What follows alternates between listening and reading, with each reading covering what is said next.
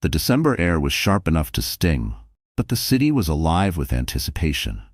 Snow drifted in lazy spirals beneath the glow of antique street lamps. The Christmas tree in the center of Plaza Square stood like a glittering sentinel, draped in thousands of twinkling lights, each bulb a tiny promise of magic. The annual tree lighting ceremony was the event of the season, broadcast live on every local channel, the kind of picture-perfect tradition families cherished. Tonight, it was supposed to be special for Claire Bennett, too. At 7 months pregnant, she felt the weight of her child pressing gently against her ribs as she maneuvered through the crowd. She rested a gloved hand on her belly, smiling softly. This was her first Christmas as a mother-to-be, and she had dreamed of sharing it with her husband, Mason. He had insisted they attend. He even promised a surprise during the lighting countdown.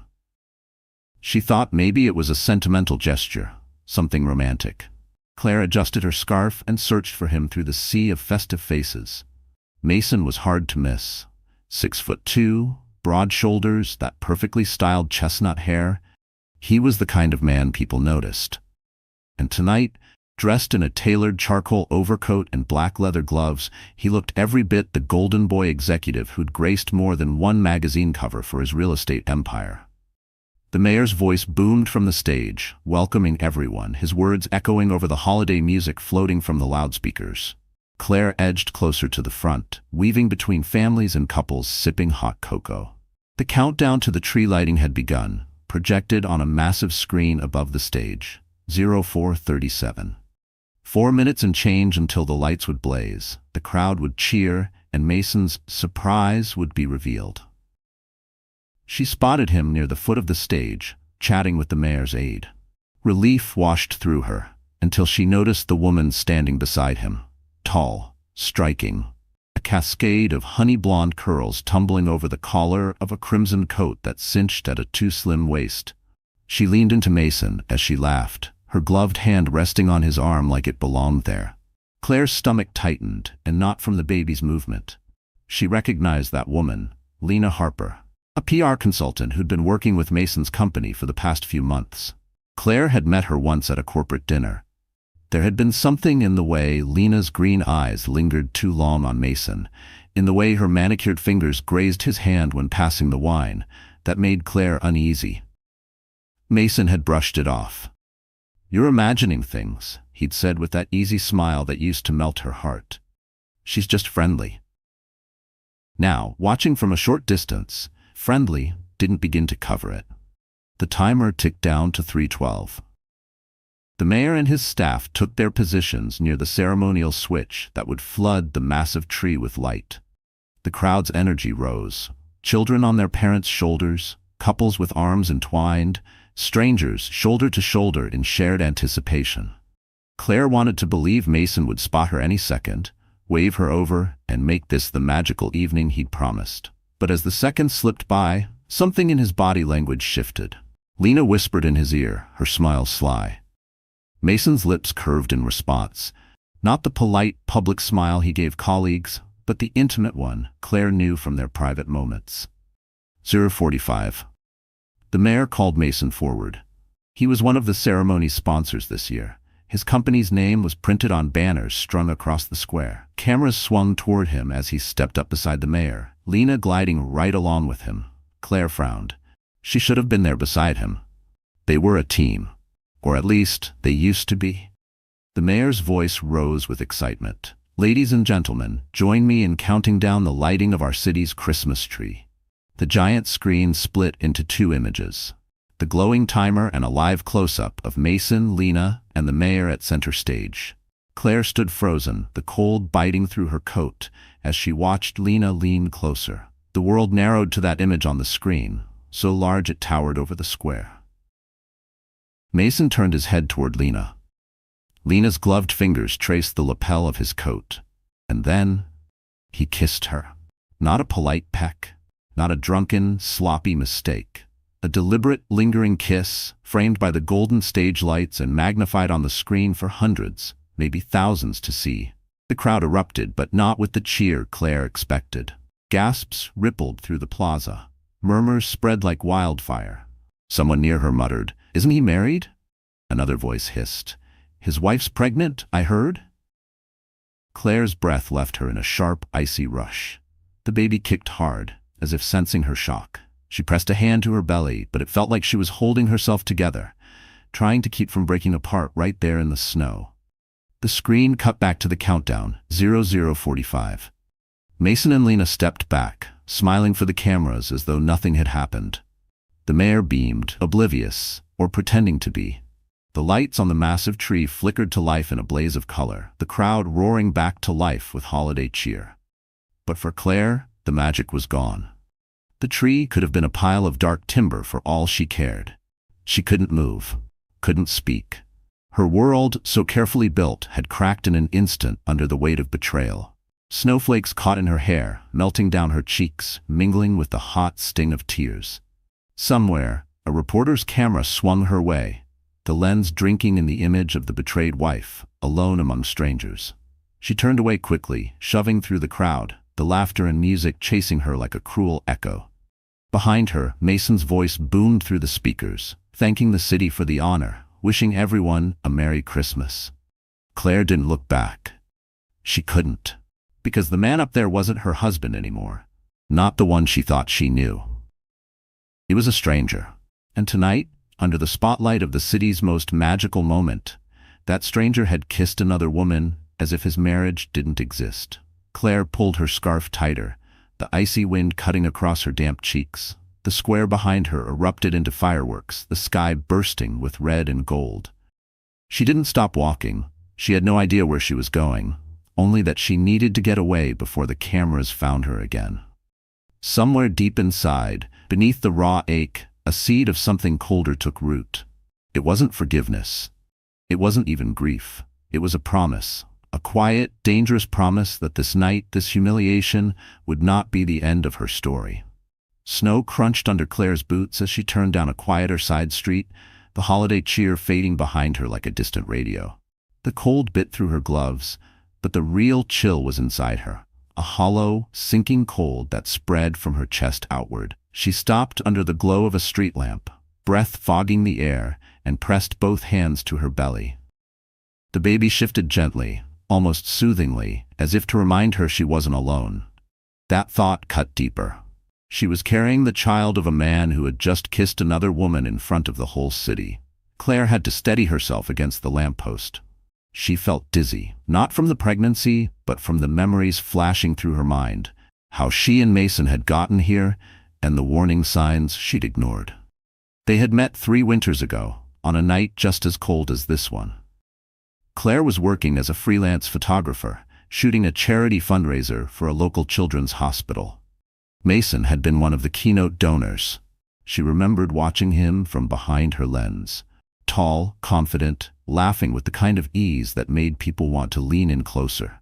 When their eyes met across the room, she felt something electric. Later, when he came over to introduce himself, he'd asked if she was the artist making everyone look good tonight. It was the first time a man had looked at her and made her feel seen, not just noticed. They talked for nearly an hour, long after she should have been moving on to photograph the next table. By the time the event wrapped, Mason had her number, and within days, he'd invited her to dinner. He courted her with a sincerity that felt rare. Their early dates were warm, intimate affairs. Quiet restaurants, long walks through the park, late-night talks about dreams and futures.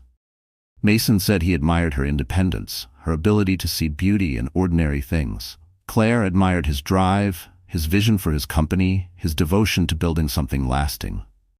Within a year, they were married in a small ceremony by the lake. It hadn't been extravagant, just close friends, family, and a few colleagues. But Claire didn't care. She wasn't marrying his lifestyle. She was marrying the man she thought would stand beside her through anything. The first year was bliss. Mason worked long hours, but he always came home with stories to tell, with that same spark in his eyes. They traveled when they could, stealing weekends away to the coast or the mountains. Claire thought they were building a foundation that could weather anything. But then came the subtle shifts. It started with the dinners Mason couldn't attend because of urgent client meetings. Then the texts that went unanswered for hours. The business trips that seemed to come with less and less warning. Claire told herself it was the price of ambition, that success demanded sacrifice. She wanted to be supportive, to be the wife who understood. When she found out she was pregnant, Mason had been thrilled. Or at least, he'd seemed thrilled. He'd wrapped her in his arms back, kissed her forehead, and told her she was giving him the greatest gift. For a few weeks, it felt like they'd rediscovered that early magic. Mason even slowed down his schedule to attend her first ultrasound appointment. But as her belly grew, so did the distance between them. He was gone more often, sometimes not returning home until after midnight. He became quick to irritate, brushing off her concerns with lines like, "You're just hormonal," or "I'm doing this for us." Claire tried to believe him, but she noticed things. Small things, but sharp as splinters. The faint trace of perfume on his coat that wasn't hers. The way his phone never left his hand. The nights he showered before kissing her hello.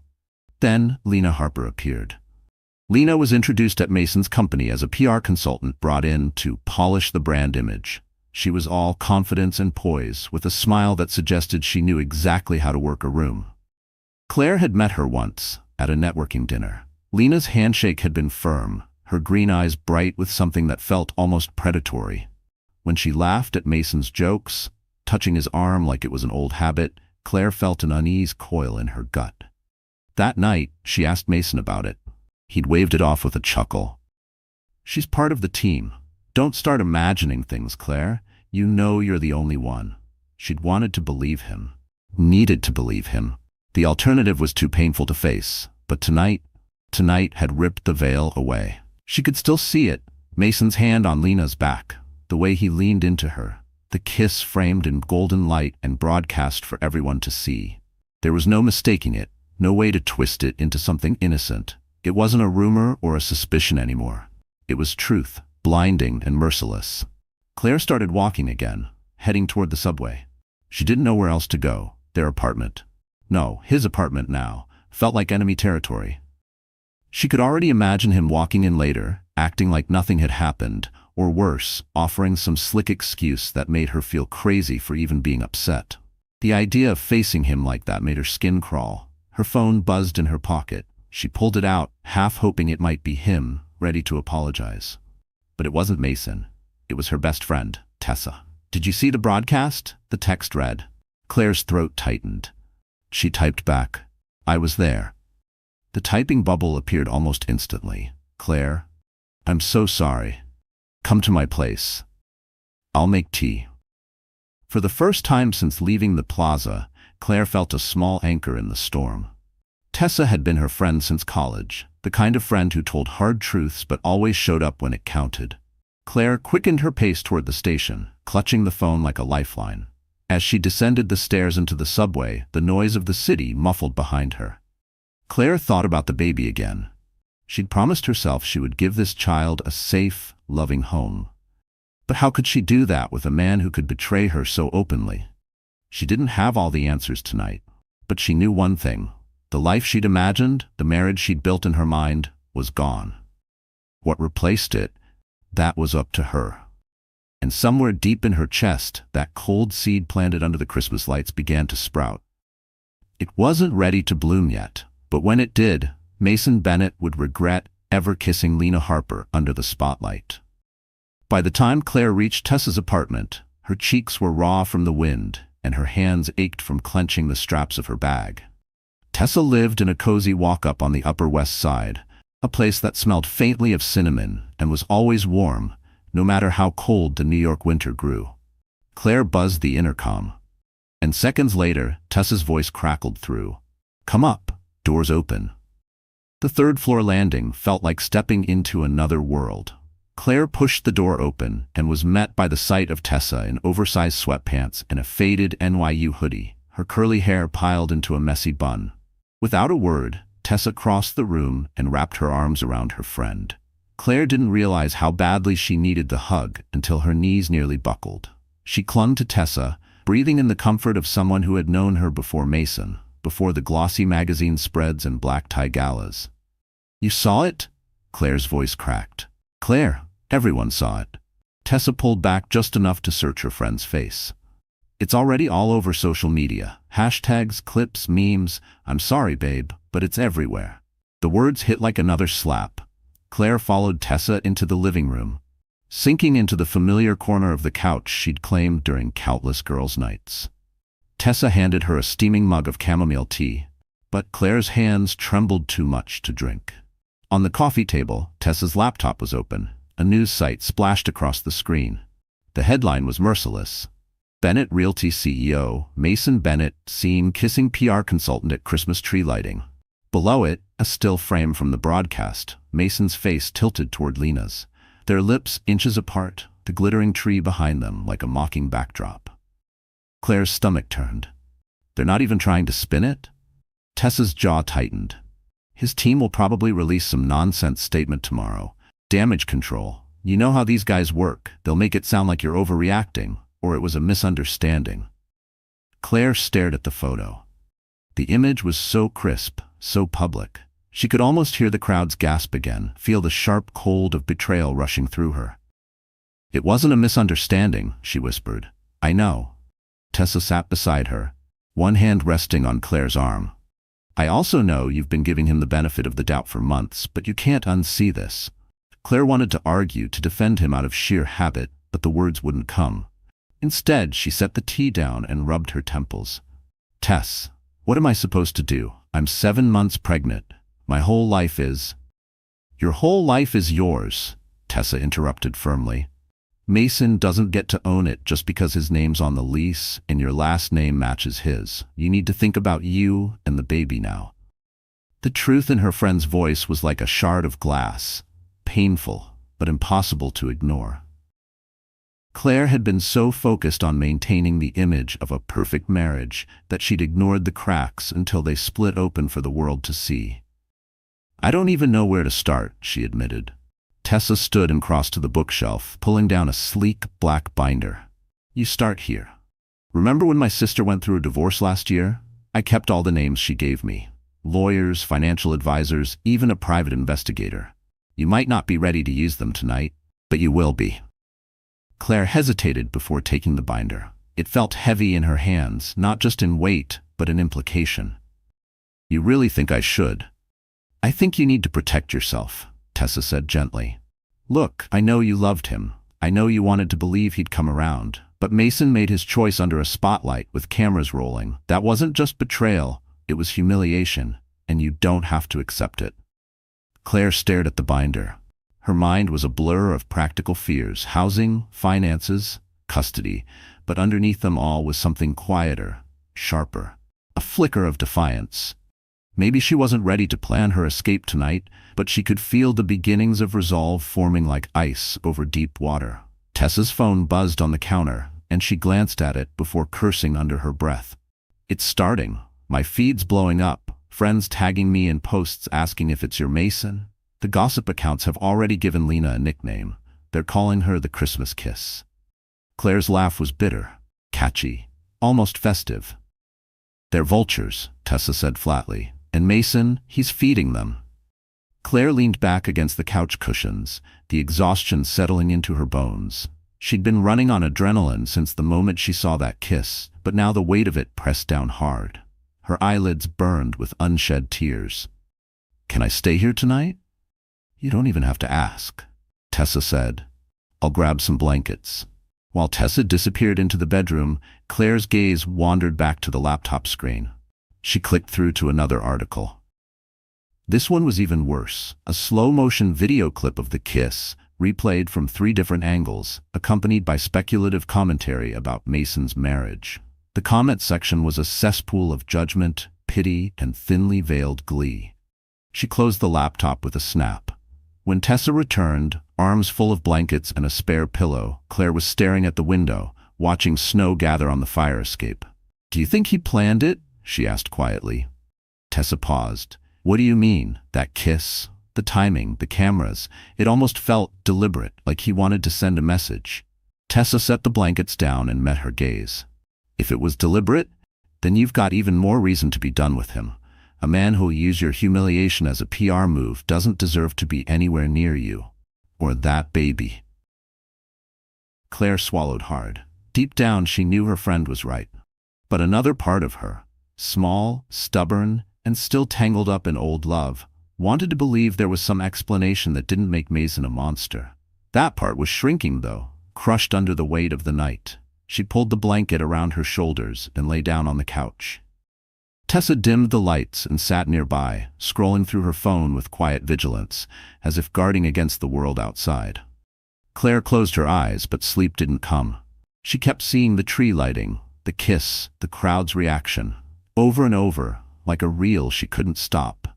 And beneath the ache, the cold seed of resolve grew a little more. Tomorrow, she promised herself, she'd start thinking about the future. Not the one she'd planned with Mason, but the one she'd build without him.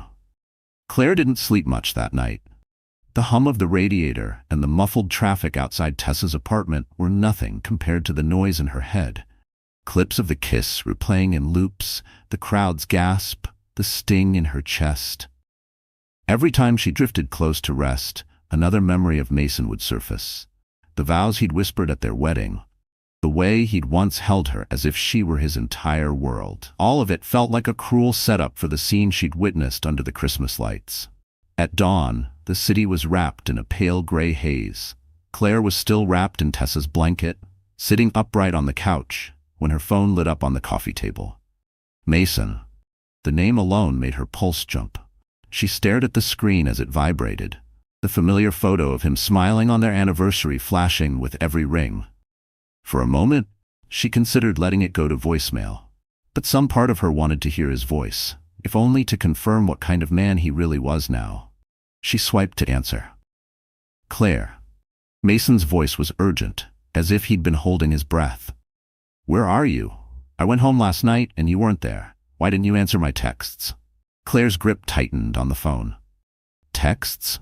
You kissed another woman in front of the whole city, Mason. Did you think I'd be sitting at home waiting for you to explain? He exhaled sharply. It wasn't what it looked like. Her laugh was bitter. Oh, so the cameras caught some other man who just happens to look exactly like my husband? Claire, it was a publicity stunt. The PR team thought it would be. He hesitated, then said the word like it tasted sour. Impactful. Lena and I were. Don't, she cut in, her voice shaking. Don't insult me with PR spin. I know what I saw, and so does everyone else. You didn't just betray me, you humiliated me. Claire, I'm trying to protect the company, he said, as if that were justification enough. You know how much is at stake right now. And I'm 7 months pregnant, she shot back. But apparently the company's image is more important than your family. Silence stretched between them. When Mason spoke again, his tone was cooler. We'll talk tonight, at home. We can work this out. Privately. Her stomach turned at his choice of words. Privately. He wanted to erase her reaction the way he erased her from the stage, from the spotlight, as if she were the embarrassment. No, she said firmly. We won't be talking tonight, or any night soon. She hung up before he could answer, tossing the phone onto the couch beside her. Her hands were trembling, but for the first time since the kiss, she felt a small measure of control. Tessa emerged from the kitchen with 2 mugs of coffee, having heard enough to know not to ask questions yet. Good for you, she said simply, handing over the mug. Before Claire could reply, her phone buzzed again. But this time, the name on the screen made her blink. Julian Carter. The last time she'd spoken to Julian was at her wedding reception. A longtime friend of her late father, Julian was a venture capitalist with a reputation for being ruthless in business, but fiercely loyal to those he cared about. Claire had grown up hearing his name whispered in boardrooms and at family dinners. Since her father's death, Julian had sent the occasional holiday card, but they'd had little contact. She answered cautiously. Julian? Claire, I saw the news. His voice was calm but edged with steel. And before you say anything, I don't want to talk about feelings. I want to talk about leverage. Her breath caught. Leverage? I've kept an eye on Mason's company for a while, Julian continued. Bennett Realty's been making moves that look good on paper, but are dangerously overextended. If the right people knew about the debt he's carrying, his position wouldn't be so untouchable. Claire gripped the mug tighter. Why are you telling me this? Because your father was my friend, and because you deserve to know you're not powerless here. Mason's been using you as a prop in his success story. Now he's using someone else. If you decide you want out, I can help you make sure you don't leave empty-handed." Her mind spun. "Julian, I'm pregnant. I don't want a war." "This isn't about war," he interrupted. "It's about making sure you and your child are protected, and Mason learns what it feels like to lose." Claire was quiet for a moment, the weight of his words settling in. Until last night, she'd felt cornered. Hurt, yes, but without options. Now, the idea that Mason's power could be cracked open, that she could stand on equal footing, lit something deep inside her. "What would I have to do?" she asked carefully. "For now, nothing," Julian said. "Let me do some digging. If you want to move forward, we'll do it on your terms. But Claire," his tone softened slightly, "don't let him make you think you need him. You never did." After they ended the call, Claire sat staring at the phone. Tessa raised an eyebrow. "Care to share with the class?" Claire hesitated, then told her everything Julian had said. Tessa's grin was slow and dangerous. "Sounds like you've got an ace in your back pocket." "I don't know if I'm ready to use it," Claire admitted. "You don't have to decide right now," Tessa said. "But you should hold on to it. You never know when you'll need a reminder that Mason's not the only one who can pull strings." The rest of the morning passed in a blur of news headlines and unanswered calls from Mason. Each time his name popped up, Claire's resolve hardened. By noon, the story had been picked up by national outlets. Every clip, every headline, was another nail in the coffin of the image Mason worked so hard to project. And for once, Claire didn't feel the urge to defend him. Instead, she opened the black binder Tessa had given her. She flipped through names, legal firms, notes scribbled in the margins. Somewhere in these pages was the beginning of her way out. Maybe not today. Maybe not tomorrow. But soon. Her phone buzzed again. This time it wasn't Mason. It was Julian. A text. "Just found something interesting. Call me when you can." Claire looked up at Tessa, her heart pounding in a way that had nothing to do with heartbreak and everything to do with possibility. Claire called Julian back as soon as she was sure Mason wasn't lurking outside Tessa's building. Her voice was steady when he answered, but her heart was a drumbeat in her ears. "I'm here," she said. "What did you find?" Julian didn't waste time. Bennett Realty has been using short-term loans to finance long-term projects. Risky ones, the kind that collapse if cash flow slows for even a month. Claire frowned. "Mason told me business was booming." "That's the public line," Julian said. "But behind the scenes, he's scrambling. The tree lighting stunt? That wasn't just PR. It was a bid to distract investors from delays in 2 major developments. If the wrong people lose confidence, his empire could unravel overnight." Claire leaned against the counter, gripping it for balance. "So you're saying he's vulnerable?" "I'm saying he's teetering," Julian replied. "And you, if you choose, could be the one to tip the scale. But I'm not telling you to burn it all down without thinking it through."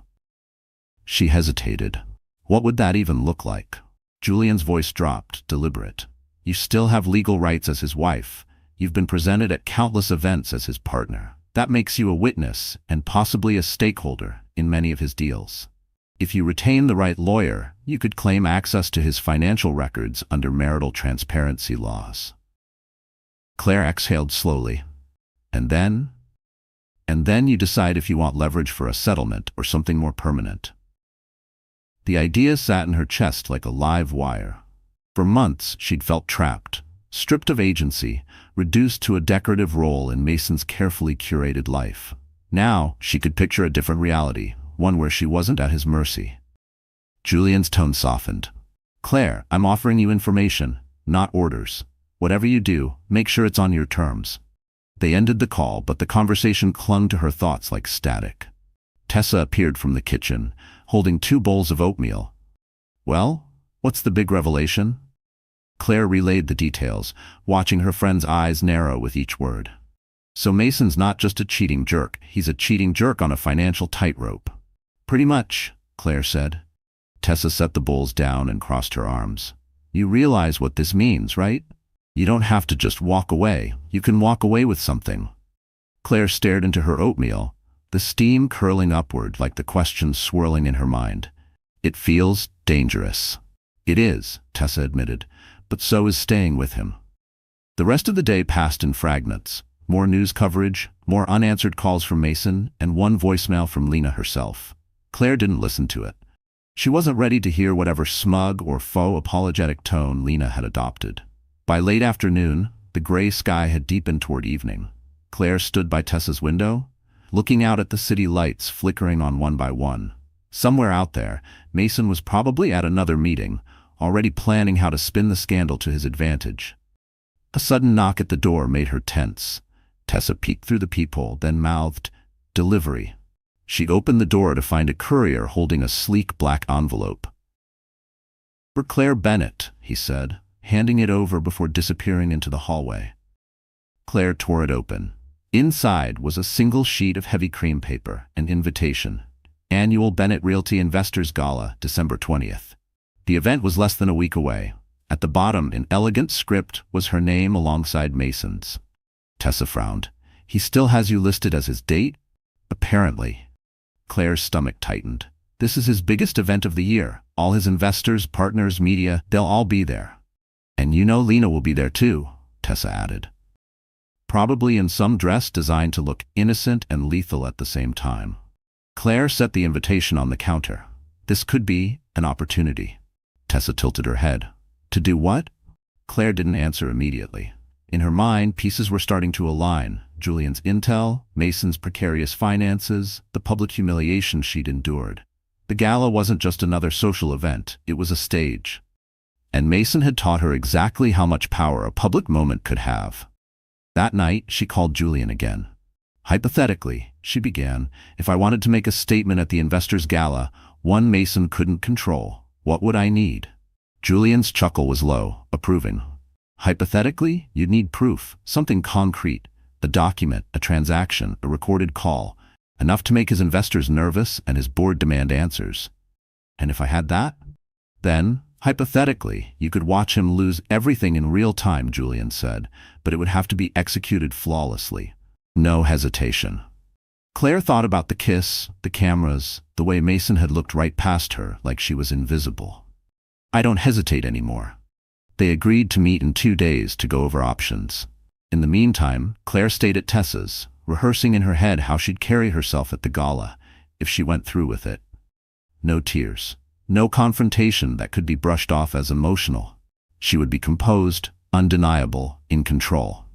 2 mornings later, Julian arrived at a quiet cafe in Tribeca, sliding into the booth across from her with a leather folder. "Inside is everything you need to know about Bennett Realty's financial position," he said, "and one particular transaction that could ruin him if it went public." Claire opened the folder, her eyes scanning the highlighted lines. A wire transfer to an offshore account in Lena Harper's name.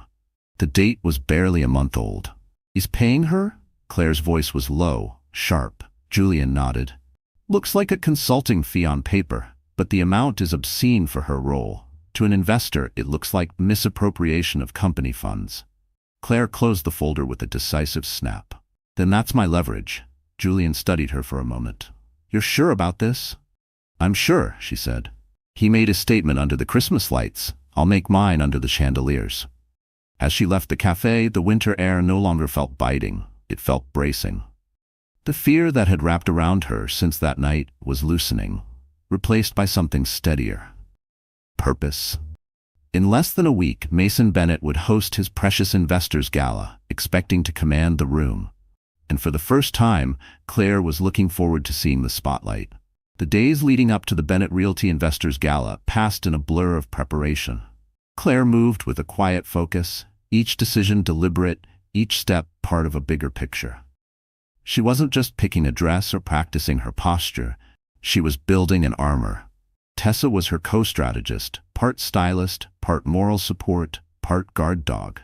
"If you're going to walk into that ballroom," Tessa said one afternoon as they combed through racks at an exclusive boutique, "you need to do it looking like you own the place." "I don't want to look like I'm competing with Lena," Claire replied. Tessa smirked.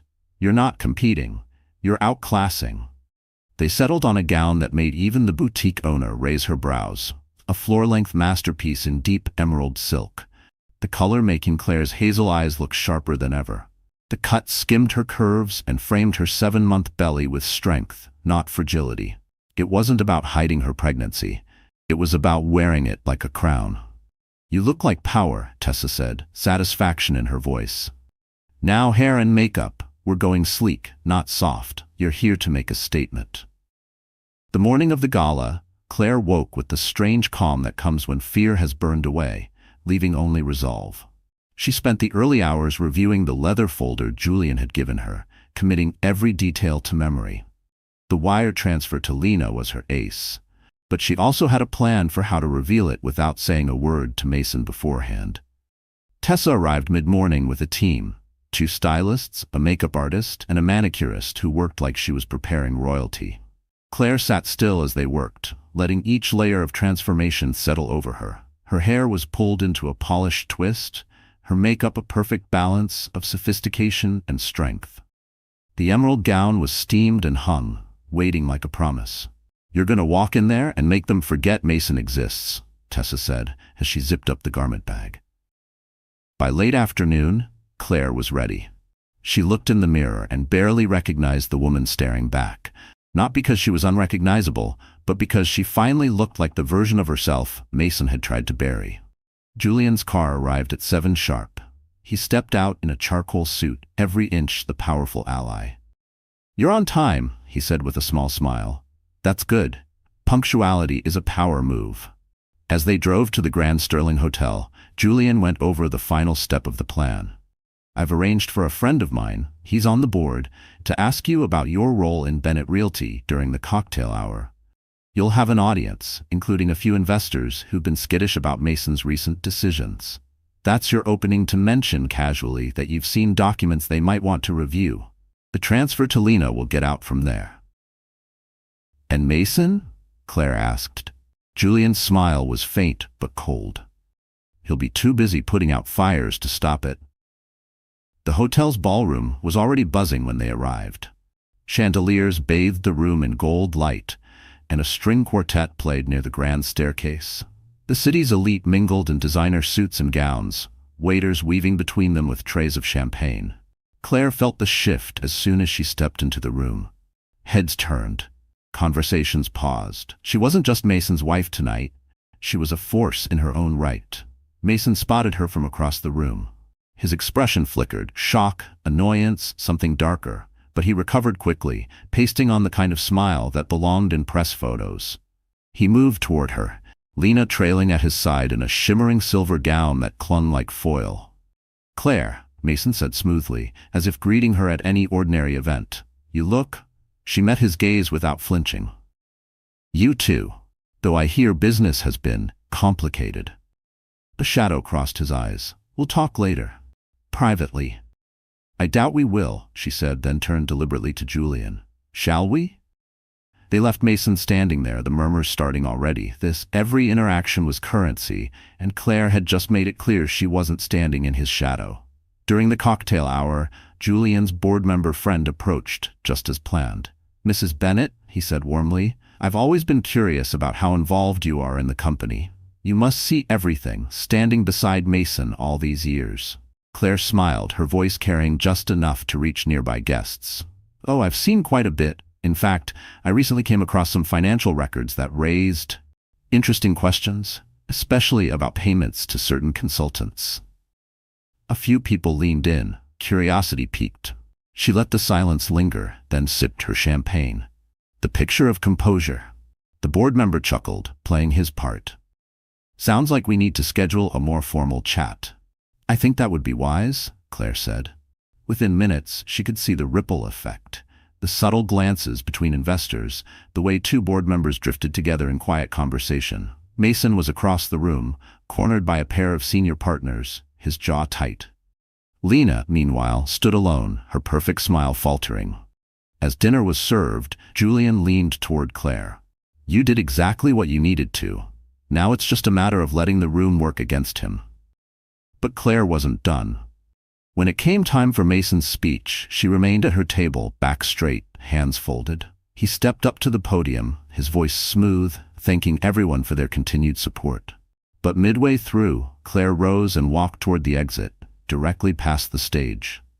Dozens of heads turned to follow her. She didn't look at Mason, didn't break stride.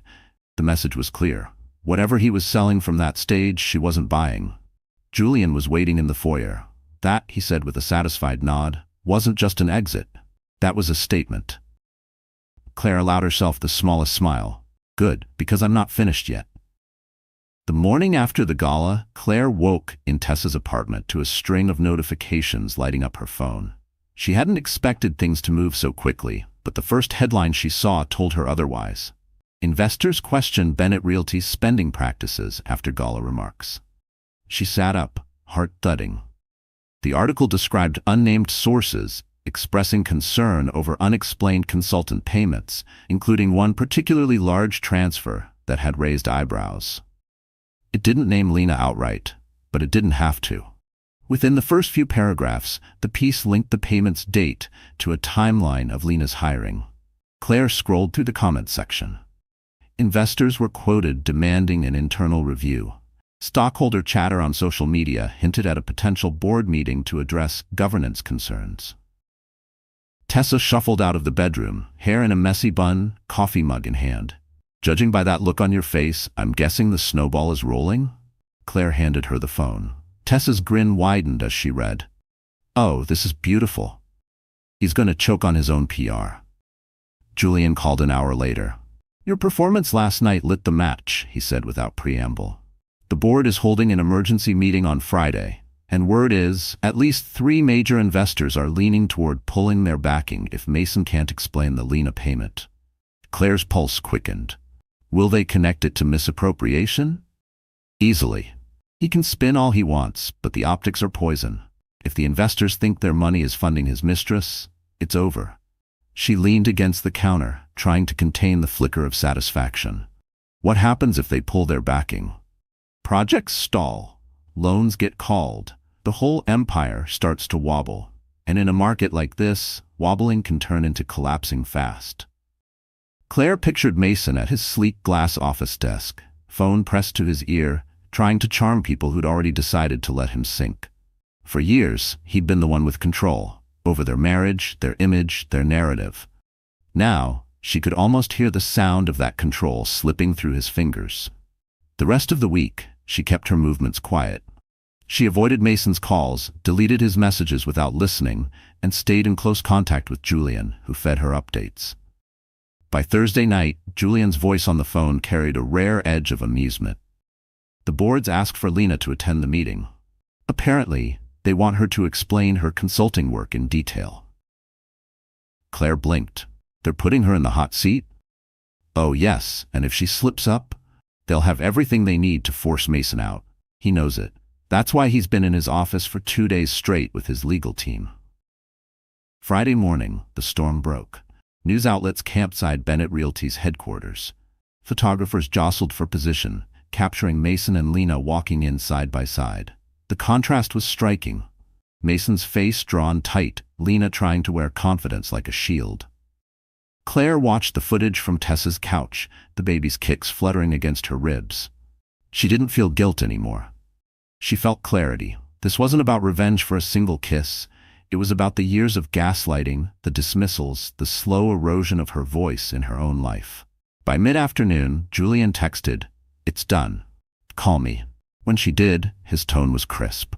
The board voted. Mason's been removed as CEO, effective immediately. He'll stay on in a reduced role while they review operations. In plain English, they're sidelining him while they figure out how deep this mess goes. Claire sat back, letting the words settle. So he's finished? In the way that matters to him? Yes, Julian said. And Claire, your name never came up. You're clean. Which means if you decide to move forward with a divorce, you'll be negotiating from a position of strength. She closed her eyes for a moment, feeling the weight of the last week lift slightly. Thank you, Julian. You did the hard part, he replied. You walked into that room and took control of the narrative. That's more than most people in your position ever manage. That night, Claire allowed herself 1 glass of sparkling cider as she and Tessa ordered takeout to celebrate. The city outside was dusted in fresh snow, the streets quiet. So, Tessa said between bites, you've knocked him off his throne. What's next? Claire hesitated. I don't want to just walk away. Not yet. He made a spectacle out of my humiliation. I want to make a spectacle out of my independence." Tessa's grin turned conspiratorial. "You're thinking public?" Claire nodded slowly. "The same way he used the Christmas tree lighting to send a message, I want to send one of my own. Loud. Unmistakable." Over the next 2 days, she sketched out an idea. A public event. Media coverage guaranteed. Not to drag Mason's name further through the mud, he was doing a fine job of that himself, but to show she wasn't a victim in hiding. She was a woman who had taken a hit and come back stronger. The perfect opportunity came in the form of a charity gala for the Children's Hospital, the same event where she'd first met Mason. It was only a week away, and she still had her invitation. Mason had sponsored it heavily in past years. Now, without him in the spotlight, she could take center stage. She called Julian. "I want you there," she said, "and I want the press to see us walk in together." "You're sure?" he asked. "Completely." The plan was simple. Arrive looking untouchable, offer a donation in her own name, and make a short speech about resilience and standing up for yourself. Nothing vindictive, just a quiet, undeniable reclaiming of her image. By the time the night of the gala arrived, word had already leaked that she'd be attending with Julian. Social media was abuzz with speculation. Would she talk about Mason? Would she address the scandal? Claire didn't intend to give them what they expected. As she stepped out of the car in a midnight blue gown that shimmered under the lights, she felt the eyes of photographers on her, the clicks of cameras like applause. Julian offered his arm, and together they walked toward the entrance, the flashbulbs painting the night white. Inside, Claire felt the same sense of calm she'd carried into the Investors' Gala. But this time, it wasn't a mask. It was real. She was walking into a place that had once been tied to the beginning of her marriage, and she was rewriting the ending. And somewhere in the city, Mason would see the photos, read the headlines, and know, this time, she was the one in the spotlight. The ballroom of the St. Clair Hotel was glowing with soft gold light, crystal chandeliers scattering it across white linen tables. The annual Children's Hospital Gala had always been a high society affair, but this year, the energy felt different. Conversations dipped when Claire entered, not out of malice, but out of pure curiosity. She could feel it, the weight of every glance, the quiet hum of speculation. This was her first major public appearance since the Christmas tree lighting, and she wasn't walking in behind anyone. She was leading. Julian was beside her, crisp in a tailored black tuxedo. He didn't overshadow her presence. He framed it, the way a perfect setting frames a rare gem. They moved through the crowd with deliberate pace, stopping to greet familiar faces. Every handshake, every smile was measured, deliberate. She wasn't here to hide. She was here to define herself. The first half of the evening passed in a flurry of polite chatter. Claire didn't bring up Mason, and no one dared mention him directly. The headlines had done enough of that work already. Instead, she asked about people's families, their work, their holiday plans. She was warm, attentive, exactly the opposite of the bitter, vengeful woman the tabloids had tried to paint. But when the dinner plates were cleared and the MC took the stage to thank the evening's donors, Claire knew her moment was coming. She had arranged with the organizers to speak briefly, under the guise of announcing a personal donation. The MC's voice rang out, "Please welcome Claire Bennett, a longtime supporter of the hospital." Claire rose, the midnight blue gown flowing around her as she crossed to the podium. The crowd applauded politely, though she could feel the undercurrent. Half of them were waiting for something unscripted. She let the anticipation build for a beat before speaking. "Good evening," she began, her voice steady but warm. "I've stood on this stage before. Years ago, I was here as someone's plus one, unsure of where I fit in a room like this.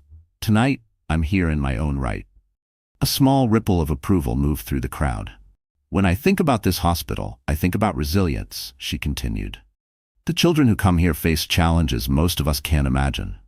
And yet, they fight. They adapt. They grow stronger.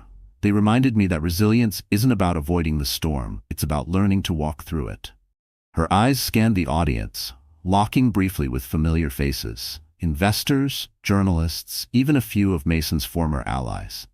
"This year, I've had my share of storms. Some of them were very public." A murmur swept the room. She let it sit for a heartbeat, then smiled faintly. I could have let those moments define me. Instead, I chose to define myself. And that's why I'm making my largest personal donation to the hospital to date, $100,000, in my name alone. Applause broke out, genuine this time. Claire stepped back from the microphone, letting the clapping wash over her, but she wasn't finished. And if there's one thing I hope the children here learn, it's this: you are not what happens to you. You are what you choose to become afterward. It wasn't loud, it wasn't dramatic, but the words landed with weight. She saw it in the nods, in the way people sat forward slightly, in the way Julian's eyes held hers from across the room. She left the podium to another round of applause. As she returned to her seat, she caught the sight of a journalist she recognized from the business section snapping a photo. She didn't mind. That image, her walking back with her head high, was the one she wanted in tomorrow's paper. The rest of the night unfolded in a haze of soft music and warm conversation. Several guests approached to thank her for the speech, to comment on her strength, to ask about her plans. For the first time in months, the questions weren't about Mason, they were about her. When the gala wound down, Julian escorted her to the waiting car. The winter air outside was crisp, the city's lights reflecting off a thin layer of snow. As they slid into the back seat, Julian broke the silence. "You know," he said, "there's going to be an article tomorrow. Probably several. They'll call you everything from poised to calculating. But what you did in there, it wasn't for them." "No," Claire agreed. "It was for me, and for the baby." She rested a hand on her belly, feeling a small kick in response. "I needed to prove to myself that I can stand on my own and still stand tall." Julian studied her for a moment, then nodded. "You did more than that. You made sure Mason's last memory of you in the public eye will be one he can't touch." The ride back to Tessa's was quiet, but not heavy. Claire watched the city roll past, the streets she'd once hurried down at Mason's side, now hers alone. She thought about the girl who had met him at this very gala years ago, the girl who'd believed in fairy tales and happy endings. She wasn't that girl anymore. And that was okay. When they arrived, Tessa was waiting with a mug of hot chocolate. "Saw the live stream," she said with a grin. "You killed it. Even my mom texted me to say she wants to be you when she grows up." Claire laughed, the sound lighter than it had been in weeks. She curled up on the couch, sipping the cocoa, feeling, for the first time in a long time, safe in her own skin. Her phone buzzed once on the coffee table. She glanced at it, saw Mason's name, and let it go dark without touching it. She didn't need to hear whatever he had to say, because she'd already said the last word. "So the story has ended, our wonderful friends. Are you still here with me right now? If you are, then something in Claire's journey has touched your heart in a way words can't quite capture. Maybe it's the reminder that betrayal doesn't have to be the end. It can be the spark that lights your rebirth. As the old heterodox saying goes, the wound is where the light enters. Let's carry that light together. If her courage spoke to you, like this video, share it so someone else can find their own strength, and subscribe for more stories that remind us we are stronger than we think. And tell me in the comments, what storms have you walked through and come out stronger on the other side?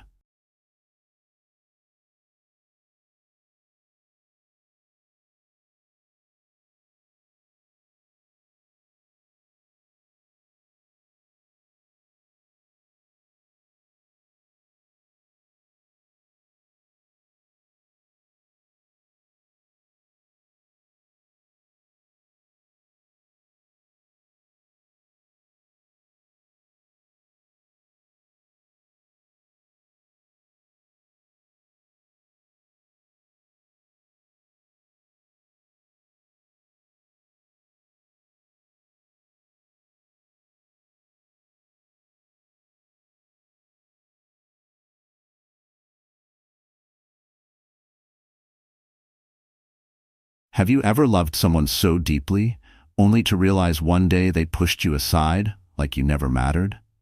Have you ever felt invisible, like your voice was swallowed by silence? If you have, then trust me, you're not alone. Elena's story is not just about betrayal. It's about every one of us who's ever been broken, abandoned, or left fighting to survive. Life has a way of throwing us into the storm when we least expect it. But here's the truth. Storms don't just drown us, they reveal who we really are. So let me ask you, what storm are you facing right now? And are you ready to rise from it, stronger than before? If this story touched your heart, please like this video, share it with someone who needs strength, and subscribe to our channel. Together, we'll turn pain into power. The night was velvet black, the kind of darkness that swallows sound and leaves only the crash of waves. From the pier, floodlights cast harsh beams across the restless sea, glinting off champagne glasses and polished shoes. A charity gala had just ended at the coastal estate of Adrian Moore, a man whose ambition was as vast as the ocean itself. Guests were departing in sleek cars, but one scene lingered like a scar burned into memory.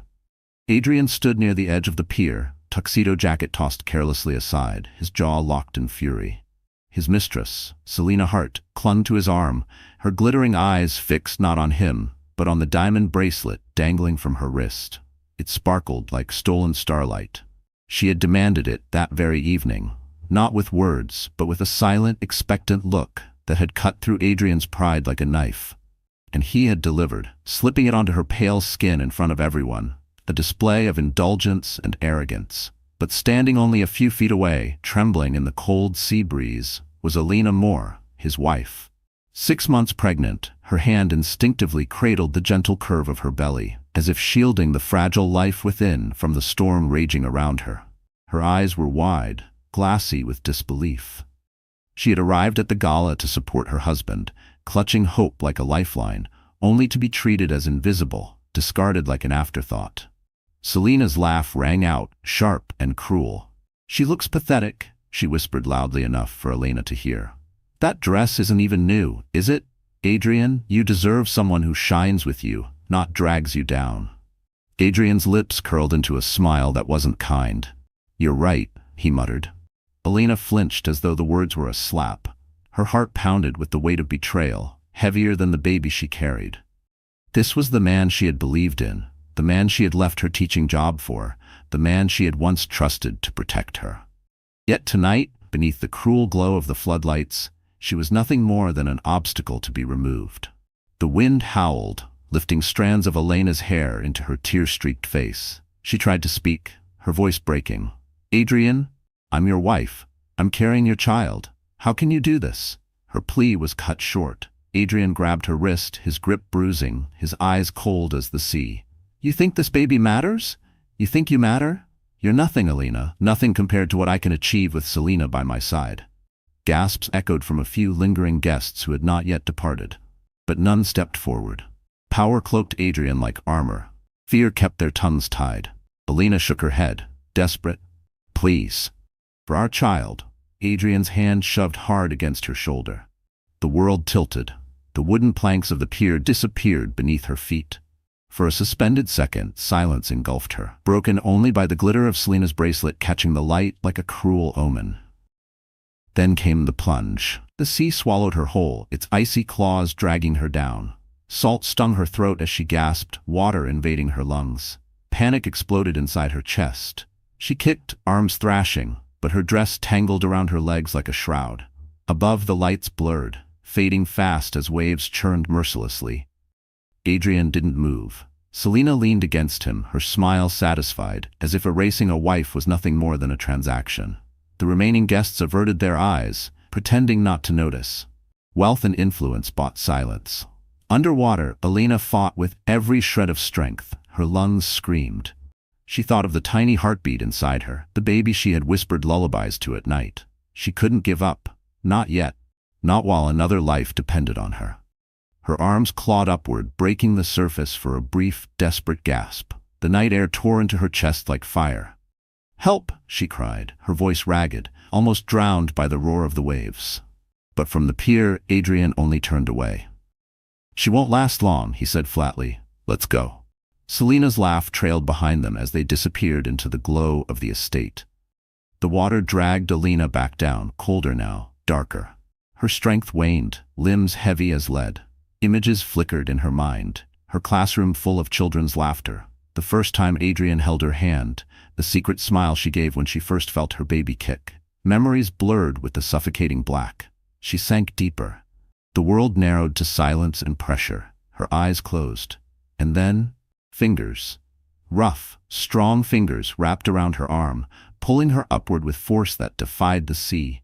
Her body broke the surface, and she coughed violently, air slicing into her lungs. Through blurred vision, she caught a glimpse of a shadowy figure, a man with weathered features and eyes as sharp as steel. The sea roared around them, but his voice cut through the chaos. "Hold on, don't you dare let go." Elena clung to consciousness, the words anchoring her to life. On the pier, no one noticed. Adrian was gone. Selena was gone. The party was over. But for Elena, the true story had only just begun, because the man who pulled her from the sea was the last person she expected to save her. Elena Moore had always been a woman who believed in simple joys. She grew up in a small coastal town where the scent of salt water clung to the air and gulls cried above the rooftops. Her childhood was not gilded with wealth or luxury. It was marked by second-hand clothes, homemade bread, and nights spent listening to her mother's soft voice reading bedtime stories by the glow of a kerosene lamp. Yet despite the hardships, she carried within her a light that others noticed, a kindness that seemed untouched by the world's cruelty. From the beginning, Elena learned to survive storms. Her father, a fisherman, had vanished into the sea when she was just 7. One day his boat left the harbor, and it never returned. Her mother bore the weight of grief with quiet resilience, raising Elena alone until illness claimed her too. By the time Elena turned 18, she was an orphan, clutching nothing but a scholarship letter and her mother's locket. Teaching had not been her childhood dream, but it became her calling. Standing before a classroom of eager children, she discovered a sense of belonging. She loved their laughter, their endless questions, their unpolished honesty. Her salary barely covered rent for her modest apartment, but she was content. She didn't need much. Love, she thought, would be enough. Then came Adrian Moore. He wasn't the type of man who usually noticed women like her. Tall, confident, with sharp suits and sharper words, he carried the aura of a man climbing toward greatness. When he walked into the community center where Elena was organizing a book fair, heads turned. But it was Elena's gentle smile that drew him. He pursued her with the intensity of a man who always got what he wanted. Roses delivered to her classroom, candlelit dinners in restaurants she had never dreamed of entering. Promises whispered in the dark, promises that made her believe she was chosen, not by chance, but by destiny. Elena resisted at first. She knew men like Adrian, men who burned bright but often left others in ashes. Yet he insisted he was different. He told her he loved her humility, her warmth, the way she saw goodness in places he overlooked. "You make me want to be better," he confessed one night under a canopy of stars, and she believed him. Within a year, she was no longer Elena the teacher, but Elena Moore, wife of a rising entrepreneur. She traded her cramped apartment for a seaside villa, her second-hand dresses for gowns Adrian bought with a flourish. Yet she held on to her job at the school, insisting that it grounded her. Adrian laughed, but allowed it, at least in the beginning. The cracks appeared slowly. A critical word here, a condescending smile there. He criticized her cooking, her clothes, her insistence on taking the bus instead of the chauffeured car. "You should look the part," he often said. "A man like me needs a wife who dazzles." Each remark chipped away at her confidence, but Elena endured. She told herself he was stressed, that success demanded sacrifice. Then came the pregnancy. For Elena, it was a miracle. The first flutter of life beneath her ribs filled her with awe. She imagined tiny fingers curling around hers, lullabies sung in the quiet hours of the night, a family rebuilt after all she had lost. When she told Adrian, tears of joy shone in her eyes. His reaction, however, was a faint smile that never reached his gaze. "That's good news," he muttered before pouring another drink. Still, Elena nurtured her hope. She decorated the nursery with pastel colors, read parenting books late into the night, whispered promises to the child she carried. But Adrian grew distant, his nights longer, his temper sharper. And then came Selena Hart. Selena entered their lives like a storm wrapped in silk. She was young, ambitious, stunning, the kind of woman magazines placed on covers. Adrian introduced her as his new assistant, but Elena saw the truth in the way his eyes lingered too long, in the sudden scent of unfamiliar perfume on his shirts. She tried to confront him once, gently, but his response was a cruel laugh. "You're paranoid. Don't embarrass yourself. So Elena stayed silent, retreating further into herself. She told no one of the loneliness that gnawed at her, the sleepless nights spent wondering if she was enough. Her friends noticed her fading smile, the shadows beneath her eyes, but she brushed off their concern with practiced lies. "I'm fine," she'd say, her hand resting protectively on her belly. "We're fine." But she wasn't fine. The night Adrian shoved her into the sea had been the culmination of months of erasure. She had become invisible in her own home, a shadow of the woman who once believed love could heal wounds. And yet, even in her darkest moment, sinking beneath the waves, her thoughts had been of the life inside her. The baby was her anchor, the reason she clawed for air, the reason she refused to let go. Now, as she lay shivering in a stranger's arms after being pulled from death's grip, Elena realized the truth. She had been blind. Adrian had never loved her, not truly. What he loved was power, admiration, and the thrill of conquest. She had been convenient, nothing more.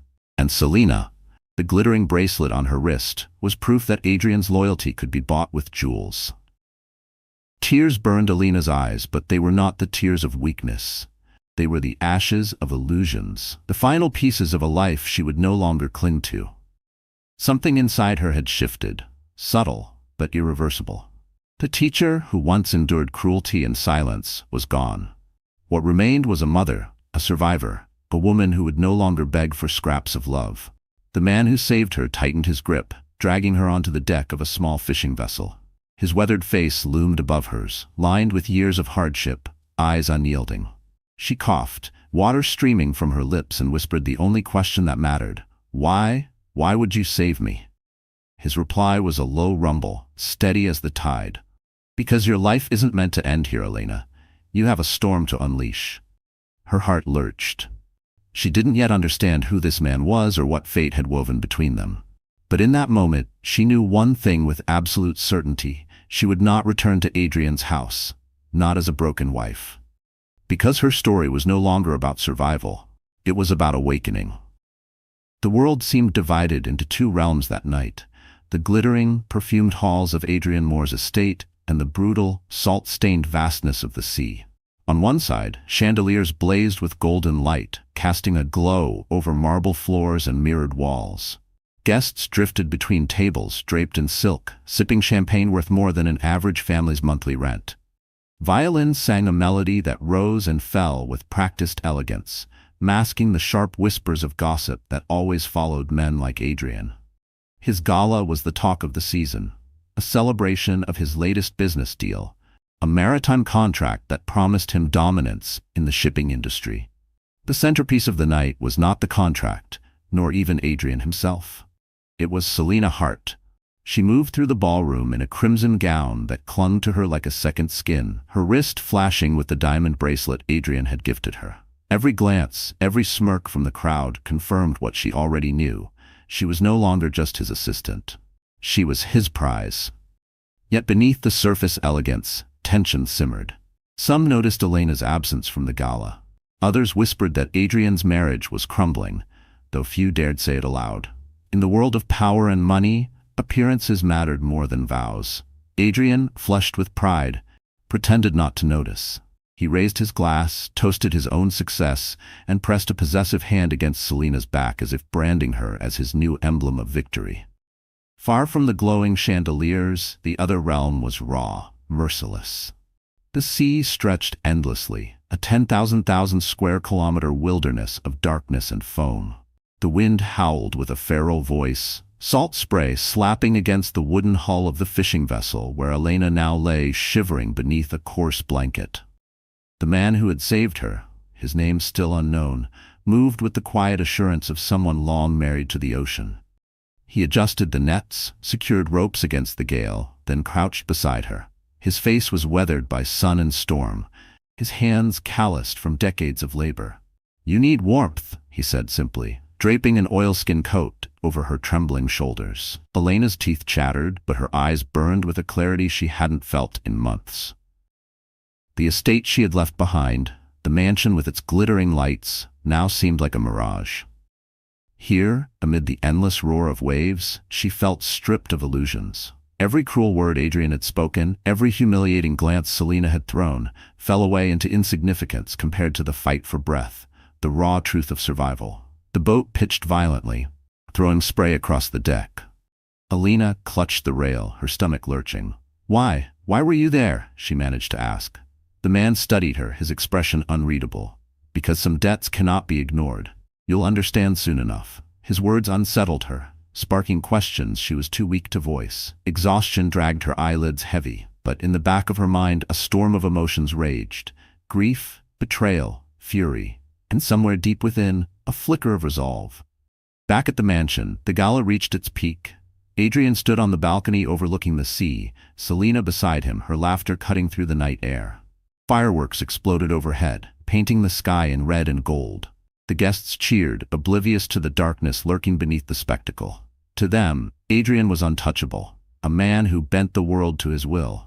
But even as the fireworks glittered, a single absence shadowed the celebration. Elena. Some guests had noticed her arrival earlier in the evening, pale and tentative in a simple dress. Then she was gone. Whispers churned. Had there been a scene? Did Adrian dismiss her? Or had she finally retreated from the spotlight altogether? Adrian dismissed the murmurs with a smug smile, confident that silence could always be bought. He had erased her presence with one push, and the sea would take care of the rest. Beside him, Selena leaned close, murmuring sweet assurances that fed his pride. "It's better this way," she purred. "You're free now, free to rise higher." But the sea did not keep secrets. Out on the fishing vessel, Elena's rescuer steered toward a distant shore. The coastline loomed faintly through the mist, jagged cliffs rising like dark sentinels. "We'll dock there," he said. "You'll be safe for tonight." Elena hugged the blanket tighter, the chill of seawater still clinging to her bones. Her mind spun. Safe? What did safety even mean anymore? Her husband had tried to kill her. The man she trusted most had betrayed her in front of strangers. She was carrying a child into a world where cruelty was rewarded and loyalty discarded. The rescuer's gaze lingered on her.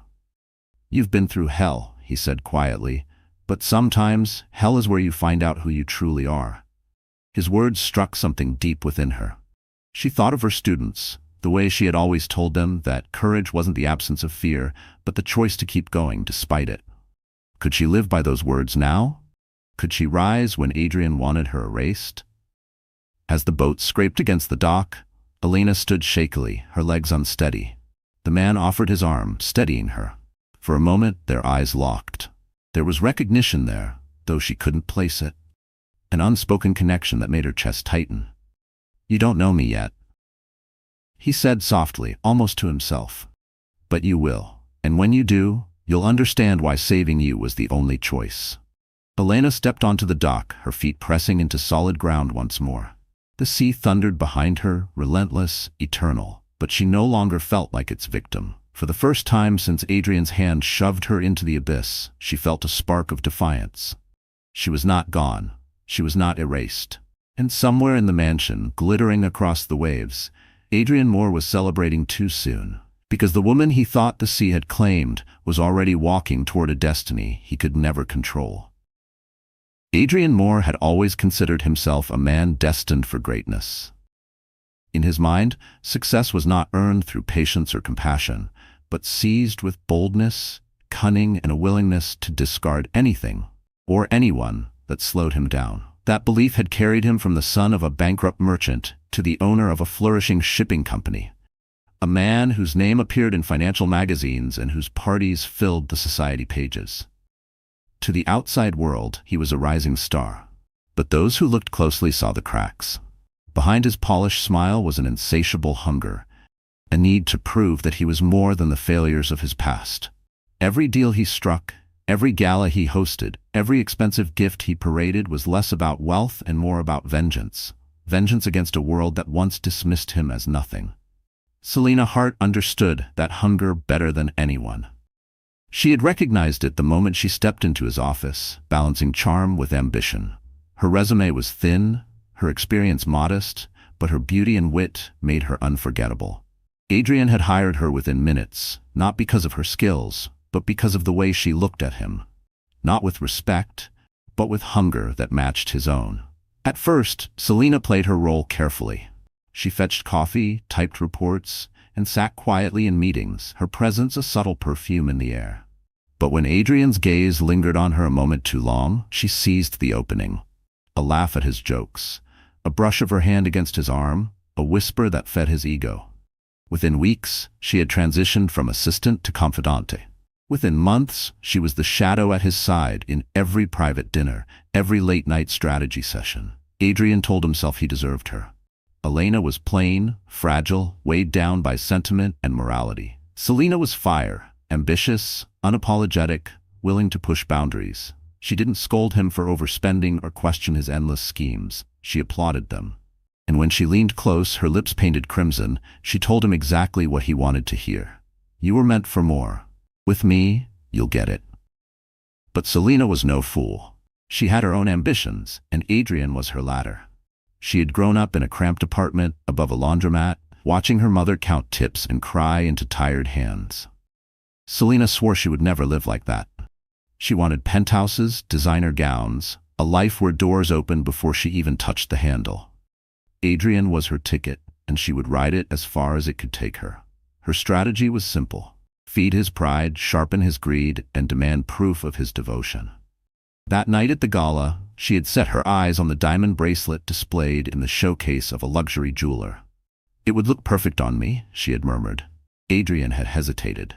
$10,000 for a trinket? But then, she tilted her head, her eyes narrowing. If you can't even give me this, maybe you're not the man I thought you were. The challenge cut deep. Adrian's pride flared. Within hours, the bracelet was hers, clasped around her wrist in front of every guest at the gala. He watched her smile, her laughter like music, and felt a surge of power. Yes, he thought. This is who I am meant to be, the man who can give the world to the woman everyone else envies. Elena's presence that evening had been an inconvenience, an echo of a life he wanted erased. When she looked at him with those pleading eyes, reminding him of vows spoken in another time, he felt not guilt, but irritation. She represented weakness, humility, compassion, sacrifice. Traits he had long buried. When Selena whispered, "She doesn't belong here," Adrian didn't hesitate. His shove was not just physical, it was symbolic. In his mind, he had cast off the last chain holding him back. Back in the mansion after the gala, Adrian poured himself a drink, savoring the burn of whiskey. Selena curled on the velvet couch, her gown pooling around her like liquid fire. "You did the right thing," she purred. "You don't need her dragging you down. With me, you'll conquer the world." Adrian smirked, swirling the amber liquid in his glass. She was weak. Weak people drown. Strong ones rise. But even in his triumph, shadows lingered. His company, though expanding, was drowning in debt. Investors whispered doubts about his reckless spending. He had burned bridges with partners, taken risks that could implode if even one shipment failed. Adrian dismissed the warnings. Failure was for men without vision. He would gamble everything, convinced he was untouchable. Selena, however, noticed. She had begun asking careful questions about the accounts, the loans, the contracts signed in desperation. Her smile never faltered, but in her mind, she made plans. If Adrian fell, she would not fall with him. She would take what she could and find another ladder. After all, she had learned from watching him. Loyalty was a game for fools. What Adrian didn't know, what Selena didn't suspect, was that the very woman they believed swallowed by the sea was alive. And Elena was no longer the fragile teacher they dismissed. That night, while Adrian basked in false victory and Selena admired her glittering bracelet in the mirror, a storm gathered silently. Elena was breathing. Elena was remembering. Elena was changing. And soon the world Adrian had built on betrayal and arrogance would tremble, because the wife he thought drowned would return, not as his shadow, but as his reckoning. The days following the gala unfolded like a cruel theater. Every headline, every whisper, another knife twisting in Elena's absence. In the city's glossy magazines, photographs of Adrian and Selena dominated the pages. One captured them leaving the estate, her crimson gown clinging to her curves, the diamond bracelet glittering like a trophy. Another showed Adrian with his arm draped around her shoulders, his smile smug, his posture triumphant. The captions were merciless. Shipping mogul's new flame stuns at gala. Adrian Moore's mystery woman, has he finally found his match? No one asked about Elena. No one wondered why the wife, pregnant and loyal, had vanished from his side. In the world of money and power, absence was interpreted as irrelevance. She had been erased not only from Adrian's life, but from the very narrative of his success. Inside the mansion, Adrian reveled in the spectacle. He paced the marble halls with Selena at his side, drinking in the attention like a man starved. Each article that praised their union, each whisper of admiration from investors, fed his pride. "See," he told Selena one morning, slamming the newspaper down on the breakfast table. "They finally understand who I am. With you, I'm untouchable." Selena only smiled, sipping her champagne at 10 in the morning. "You've never looked more powerful," she purred. Yet deep inside, her thoughts flickered with calculation. Power was intoxicating, yes, but unstable. Adrian's debts loomed larger each week, and though she played the role of adoring mistress, she was already studying potential exits. Meanwhile, the humiliation of Elena's erasure seeped deeper. Neighbors whispered cruel assumptions, that she had abandoned Adrian in shame, that she was too fragile for his world, that she had been unworthy of him all along. Some pitied her, others mocked her. No one imagined she was alive, shivering on a stranger's cot, piecing together the shards of her life. From the small harbor town where her rescuer had taken her, Elena overheard fragments of this public story. At the market, two women chattered over fresh fish. "Did you see the photos?" one said. "That Selena girl is stunning. Poor Elena, though maybe not poor, maybe smart. Better to leave a man like Adrian before he leaves you." "Leave?" the other scoffed. "He's already upgraded. She's old news." Elena's heart clenched, but she forced herself to keep walking, her scarf pulled tight around her face. She wanted to scream that she had not left, that she had been discarded, that her silence was not consent, but survival. But the words died in her throat. She was not ready. Not yet. The humiliation deepened when Adrian staged another gala, less than a month after the night he'd tried to kill her. This time, he hosted it in the grand ballroom of a luxury hotel downtown. The chandeliers sparkled, the orchestra swelled, and Selena descended the staircase on his arm like a queen coronated in jewels. Cameras flashed, capturing every angle. "Tonight," Adrian announced to the crowd, his voice amplified through the hall, "we celebrate not only business triumphs but new beginnings." He raised Selena's hand, kissed her knuckles, and smiled at the sea of faces. "This woman has given me strength, vision, and love I never thought possible. With her, the future is limitless." The applause thundered. Glasses clinked, laughter rippled across the room. And Elena, hidden far from the ballroom, sat in the flickering glow of an old television in a fisherman's shack. She watched the broadcast with trembling hands, her unborn child kicking faintly as if sensing her turmoil. Adrian's words cut deeper than the shove that had sent her into the sea. He had not only betrayed her, he had publicly declared her irrelevant, replaced, erased. Her rescuer, sitting quietly in the corner, finally spoke. "Does it hurt?" Elena turned to him, her eyes brimming with tears. "It's worse than hurt. It's like I never existed." The old man studied her, his gaze steady. "Then make them remember." Back in the ballroom, Selena basked in the attention. Women envied her, men admired her, and Adrian whispered promises of empires into her ear. But even as she smiled, she noticed the glances of doubt from certain investors. They saw the extravagance, the recklessness. They questioned how long this golden facade could last. Selena's smile never wavered, but in her mind she filed away names, faces, and opportunities. The night ended with Adrian lifting a toast. "To us," he declared. "To the empire we are building, and to those who doubted, watch and learn." Cheers filled the hall. But beyond the glitter, beyond the applause, a storm brewed unseen. Elena lay awake that night in the small harbor town, the humiliation of her erasure gnawing at her. Yet beneath the pain, something new stirred. Anger. Resolve. A flame that would not be extinguished. She whispered to her unborn child, her hand resting protectively on her belly. "They think we're gone. They think we're nothing, but we will show them. We will rise." Her rescuer's voice drifted from the shadows. "Good. Because you'll need that fire. Your fight has only begun." And as the first rays of dawn broke over the horizon, Elena knew that the time for silence was ending. The nights in the harbor town were colder than Elena imagined. Wind whistled through the cracks of the fisherman's shack, rattling the windows like a mournful chorus. She slept on a narrow cot, wrapped in borrowed blankets, yet sleep never came easily. Whenever her eyes closed, she saw Adrian's face. The moment his hand struck her shoulder, the flash of triumph in Selena's smirk, the black water rising around her. She would jolt awake gasping, clutching her belly, as if to reassure herself the baby was still there, still alive. Each kick from within was both comfort and torment. Comfort because she wasn't alone. Torment because she feared she couldn't protect this innocent life. By day, she wandered the narrow docks, her steps uncertain. The town smelled of brine and smoke, the cries of gulls overhead mingling with the shouts of fishermen hauling their catches. No one recognized her. To them, she was just another weary traveler, a woman too pale, too quiet, her eyes haunted by something unspoken. Her rescuer, whose name she finally learned was Samuel, gave her space. He was a man of few words, his days consumed by nets, ropes, and the rhythm of the sea. At night, he sometimes sat across from her, sipping strong tea, his weathered hands steady.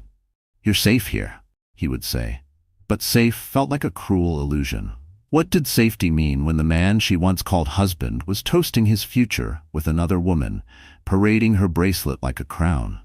What did safety mean when the world believed Alina Moore was gone, irrelevant, forgotten? The humiliation of it all hollowed her.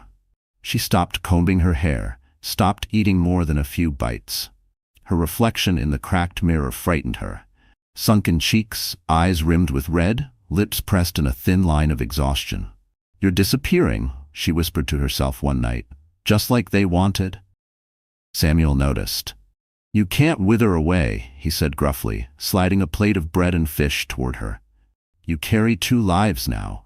One of them doesn't get a choice. Don't steal that choice from them."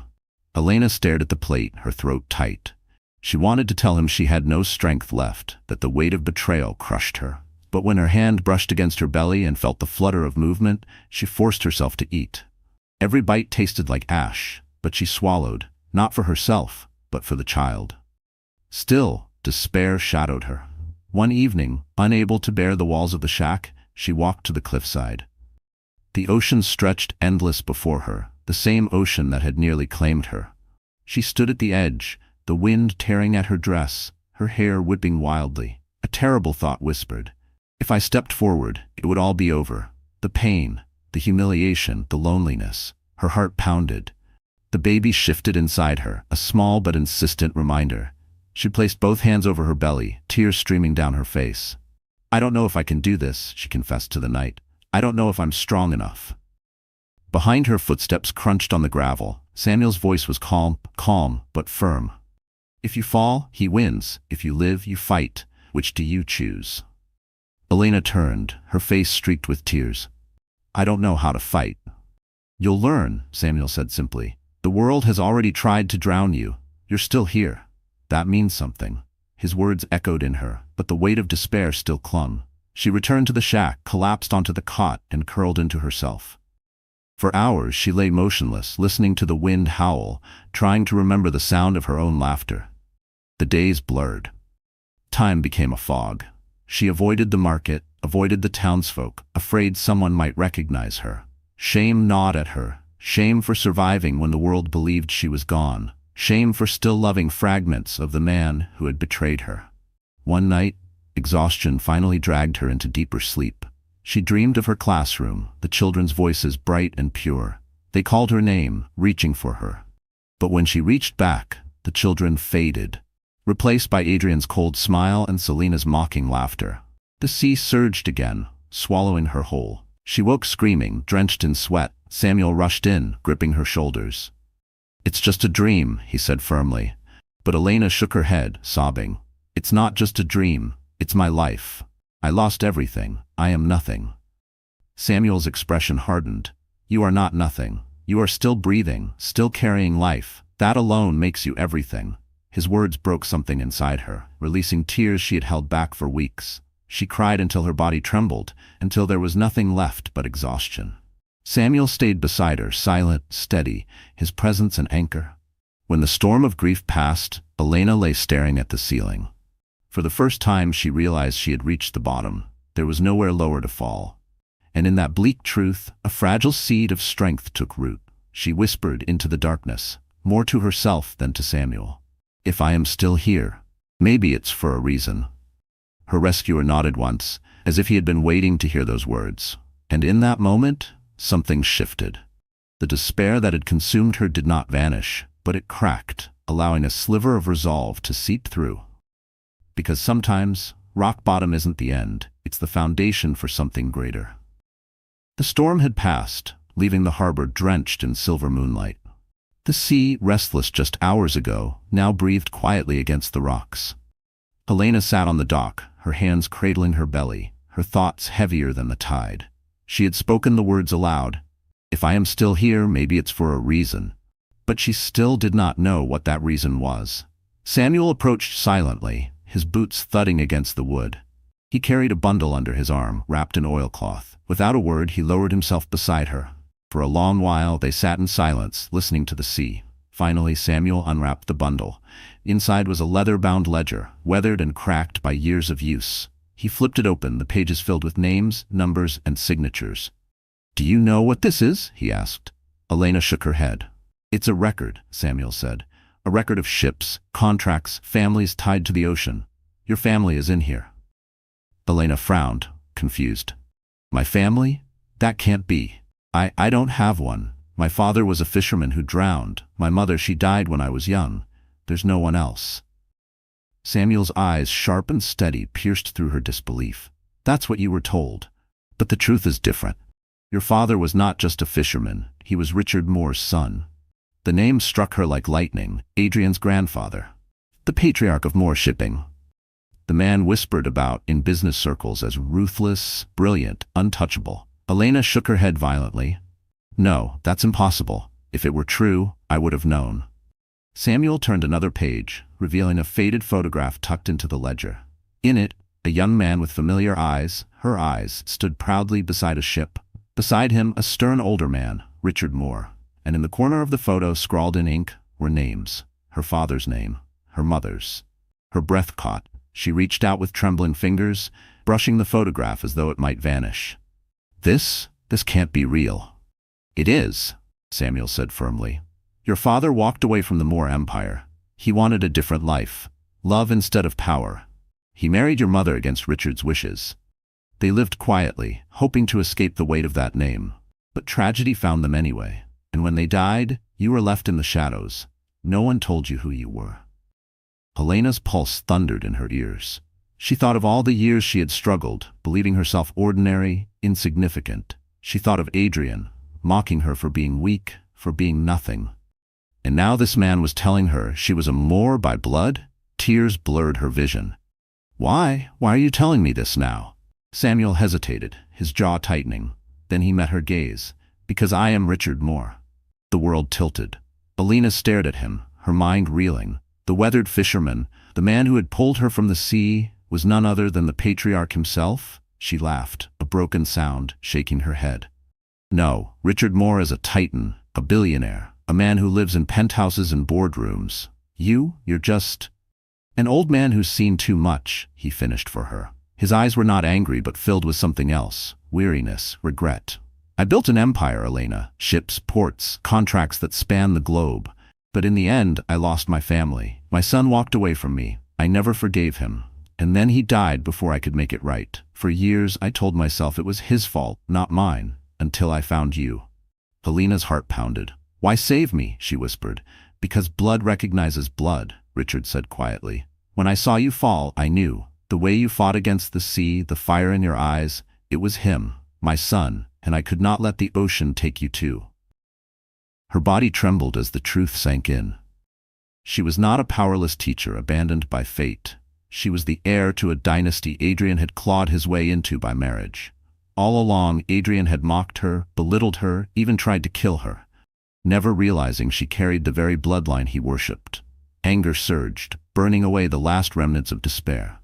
"He wanted me gone," Helena said bitterly, "because he thought I was nothing." Richard's lips pressed into a thin line. "Then let him learn the truth. Let the man who threw you into the sea face the storm he created." Helena's breath came fast, her hands curling into fists. For weeks she had drowned in shame, convinced she was invisible. But now the humiliation transformed into something else. Power. Not borrowed, not stolen, but hers by right. She looked at Richard, her voice trembling but resolute. If I am a Moor, then I will not hide anymore. Richard studied her for a long moment, then nodded. Good.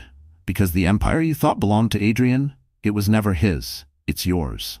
The words struck like thunder. Hers. The shipping lines, the contracts, the legacy. Not Adrian's prize, not Selena's ladder. Hers.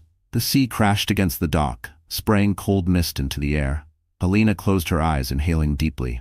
For the first time she did not feel drowned by the ocean. She felt carried by it. She opened her eyes, fire blazing where despair once lived. Then it's time, she whispered. Time to rise. Richard's expression was unreadable, but there was pride in his eyes. You will need strength, strategy, allies. The world thinks you're dead. Use that. Strike when they least expect it. Elena nodded slowly, her hand resting firmly over her belly. He took everything from me. Now I'll take back what was mine all along. And as the moon broke through the clouds, casting silver light over her face, Elena Moore was no longer the woman Adrian had shoved into the sea. She was the storm rising to drown him. The dawn after Richard's revelation broke sharp and golden over the harbor. The gulls wheeled above the water, and the waves carried a new rhythm, as if the sea itself echoed Elena's rebirth. She stood on the dock, hair tangled by the wind, her face pale but steady. For weeks she had lived in the shadows, shrinking, grieving, drowning in humiliation. But now she carried truth in her veins. She was not merely Adrian's discarded wife. She was the heir to the very empire he had tried to steal. Inside the shack, Richard laid out papers, maps of shipping routes, balance sheets, and contracts. These are the bones of Moore shipping, he explained. Adrian plays at being a king, but he's reckless. He bleeds the company dry for champagne and jewelry. Investors doubt him. The moment you reveal who you are, the tide will turn. Elena stared at the documents, awe and fury colliding in her chest. Her name, her real name, belonged here. Not as a footnote, not as a forgotten widow, but as the rightful bloodline. For the first time she allowed herself to imagine it, walking into a boardroom, not as someone's wife, but as herself. Still, she hesitated. They think I'm dead, she murmured. They won't believe me. Richard's gaze was piercing. Then show them, transform, become undeniable. The world doesn't listen to whispers, it listens to storms.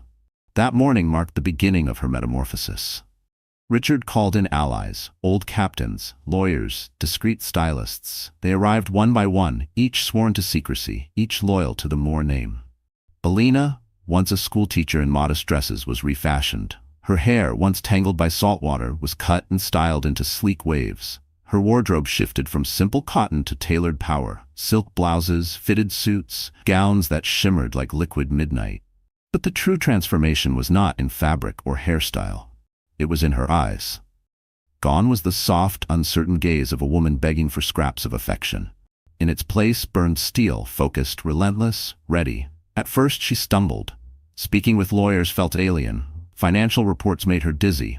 But Richard was patient. Your mind is sharper than you think, he told her. Adrian underestimated you because you let him. Stop letting men define your worth. Each day she grew stronger. She studied late into the night, poring over contracts, memorizing routes, learning the language of power. She practiced her voice, clear, commanding, unshaken. When she faltered, she reminded herself of the night Adrian shoved her into the sea. The memory no longer crushed her, it fueled her. One evening, after weeks of preparation, Richard tested her resolve. What will you say, he asked, when they question your survival, when they ask why you hid? Elena met his gaze without flinching. I'll tell them the truth, that my husband tried to erase me, that I rose from the sea he thought would claim me, and that I've returned not to beg, but to take back what is mine. Richard's lips curved into the faintest smile. Then you are ready. Her transformation extended beyond strategy. She visited the nursery she had once imagined for her child. Pastel walls, soft toys, a cradle painted by her own hands. The memory ached, but she refused to cry. Instead, she designed a new nursery in her mind, one not in Adrian's mansion, but in her own home, her own space. She would raise her child not in fear, not in shame, but in dignity. The whispers of her return began before she even stepped into public. Investors received anonymous letters hinting at her survival. Old photographs resurfaced. Elena at charity events, her hand over her belly, her smile luminous. The resemblance to Richard's late son was undeniable. Questions stirred, doubts festered. Adrian's empire, once so dazzling, began to tremble. Selena noticed first. She cornered Adrian in his office, her voice sharp. "People are asking about your wife. They say she's alive." Adrian scoffed, but his hands clenched. "Nonsense. The sea doesn't give back what it takes." Selena's eyes narrowed. "Then why are investors pulling their funds? Why are they whispering her name?" For the first time, fear flickered across Adrian's face. Meanwhile, Elena stood before a mirror in the Harbor Inn, where Richard had arranged her transformation. She wore a black dress cut sharp, elegant, unyielding. Around her neck hung her mother's locket, the only piece of her old life she had carried. She touched it gently, a reminder of where she had come from and where she was going. She whispered to her reflection, "I am Elena Moore. I am not broken. I am not erased. I am the storm."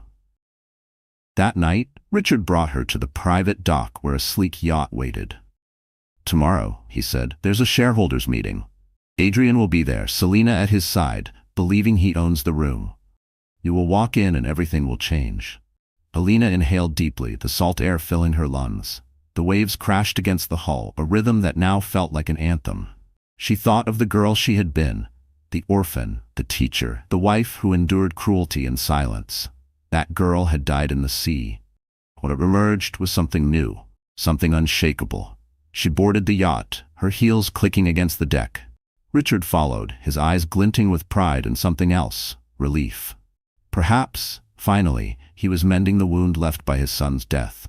Elena stood at the bow, the wind whipping her hair, her silhouette framed against the horizon. The city lights glittered in the distance, waiting. And as the yacht cut through the waves, she whispered to the night, "Adrian, you should have left me in the sea, because now I'm coming back for everything." The ballroom of the Grand Harbor Hotel glittered with wealth. Crystal chandeliers poured light over polished floors, and cameras flashed like lightning. It was Moore Shipping's annual shareholders meeting, but the event looked more like a gala. The air buzzed with chatter, investors mingling with society elites, their voices hushed with anticipation. Adrian Moore was about to make a grand announcement. At the front of the hall, Adrian stood tall in his tailored suit, Selena shimmering at his side in a sapphire gown. She clutched his arm as though she already wore his crown. On her wrist, the infamous bracelet glinted beneath the chandeliers, a cruel jewel forged in betrayal. Adrian raised his glass, smiling at the crowd. "Tonight," he declared, "we celebrate expansion. Moore Shipping is poised to dominate new markets, bigger than ever before. And with my partner beside me," he gestured to Selena, who beamed at the cameras, "we are unstoppable." The audience applauded, though not with the fervor Adrian expected. Whispers lingered in the corners, doubts gnawed at trust. Investors had heard rumors of a wife not dead, of a bloodline ignored, of a truth that could shatter everything. And then the doors opened. Every head turned. Silence rippled through the hall like a shockwave. She walked in. Elena Moore. The woman who had been erased, mourned, forgotten, alive. She wore a gown black as midnight, her shoulders bare, her hair gleaming in sleek waves. Around her neck glimmered her mother's locket, the only softness in a look sharp enough to cut glass. She moved with measured grace, each step deliberate, heels echoing against marble like a drumbeat of war. Gasps burst across the room. Cameras whirred. Someone whispered her name, trembling. "Elena." Adrian froze. The color drained from his face. For a heartbeat, he looked like he'd seen a ghost. Selena's fingers tightened on his arm, nails digging into his suit. Elena stopped at the center of the ballroom. Her gaze swept the crowd, calm and unyielding. Then she spoke, her voice clear, resonant, carrying across the hall. "You thought I was gone," she said, eyes locked on Adrian. "You thought the sea had swallowed me. But I survived, and now I return. Not as your wife, not as your victim, but as Elena Moore, rightful heir to this empire." Gasps exploded. Murmurs surged through the room like a rising tide. Reporters scrambled to capture every word. Adrian stammered, his composure crumbling. This is impossible. She's lying. She's nothing but..." Elena lifted her hand, silencing him. "Nothing? That's what you called me the night you tried to kill me. But tell me, Adrian, if I am nothing, why does my bloodline bear the Moore name? Why do I stand here with the truth your money can't bury? She gestured, and Richard Moore himself stepped from the shadows. His presence drew another wave of shock.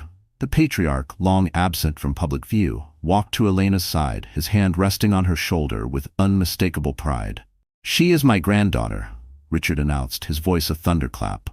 "The only true heir to Moore Shipping." The hall erupted. Investors surged forward with questions. Photographers flashed, capturing the image of Elena standing tall beside the Titan himself. Adrian's face twisted with fury. "No, she's lying. She's manipulating you. I built this company." Richard's gaze was cold as stone. "You built nothing. You squandered. You betrayed. And worst of all, you tried to erase her. That ends tonight." Selena, sensing the shift, tried to salvage control. She stepped forward, her smile brittle. "Ladies and gentlemen, let's not be hasty. This woman abandoned Adrian. She has no proof of anything." Elena turned to her, eyes blazing. "Proof?" She raised her hand. A screen lit up behind her, playing a video. The crowd hushed as footage appeared, grainy but clear. Adrian's hand striking her shoulder, shoving her into the sea. Selena's laughter ringing in the background. Gasps turned into cries of outrage. Adrian lunged toward the screen. "This is fabricated, lies." But the damage was done. Investors recoiled. Journalists shouted questions. Security moved closer.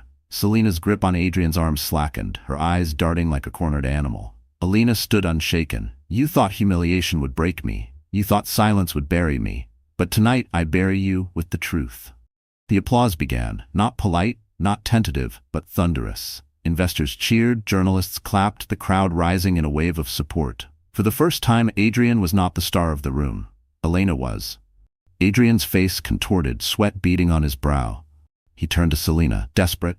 "Say something, fix this." But Selena had already slipped her arm away.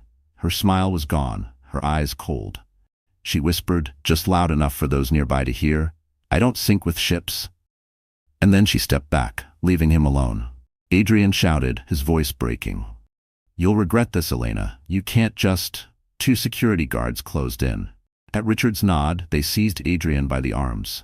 The crowd watched as the once proud mogul was dragged from the ballroom, his protests drowned by applause. Cameras captured every second, the fall of a man who believed he was untouchable. Elena stood in the center of it all, the storm she had become blazing in her eyes. She did not flinch, she did not falter. And as Adrian's shouts faded into the distance, Elena raised her chin, ready to claim the empire that had always been hers. But the true battle, the rebuilding, the healing, was only beginning. The ballroom had erupted in chaos after Adrian's removal, yet Elena remained steady at its center. The storm of flashing cameras, rushing journalists, and buzzing whispers seemed to swirl around her without touching her. For the first time, she was not the silent wife in the shadows. She was the name on every tongue, the headline on every page, the force that commanded the room. Richard's voice rose above the clamor. "This company belongs to Elena Moore," he declared. "From this day forward, she will lead Moore Shipping. Anyone who doubts her will answer to me." The applause was deafening. Investors surged forward, pledging loyalty. Reporters shouted questions, but Elena lifted her hand and silence fell. Her voice, calm and unwavering, carried through the hall. "I did not ask for this fight, but it came to me when the man I trusted most tried to take my life. I survived not by luck, but by will. And now I will ensure that no one, no woman, no child, no worker in this company will ever be treated as disposable again." The room thundered with approval. In that moment, Elena wasn't just reclaiming an empire, she was rewriting its values. Adrian, meanwhile, was escorted into the night in disgrace. His protests fell on deaf ears. By dawn, news outlets across the globe carried the story. Shipping mogul exposed, wife he tried to kill returns as heiress. His accounts were frozen, his investors gone, his reputation shattered. Selena, true to her words, abandoned him. She was seen days later on the arm of another wealthy patron, her bracelet flashing, her loyalty already sold to the highest bidder. For Adrian, there was no comeback. He was the man who lost everything, not to a rival businessman, but to the woman he had underestimated. Elena's journey did not end with revenge. It began with rebuilding. She spent weeks reorganizing Moore Shipping. Corrupt partners were cut off. Workers who had been exploited were granted fair contracts. She traveled to the docks, walking among sailors and staff, speaking to them directly. "This company isn't built on greed," she told them. "It's built on the strength of the people who sail its ships." Word spread quickly. Elena wasn't just a figurehead, she was a leader. Investors who once wavered rallied behind her. Employees, once weary, felt pride again.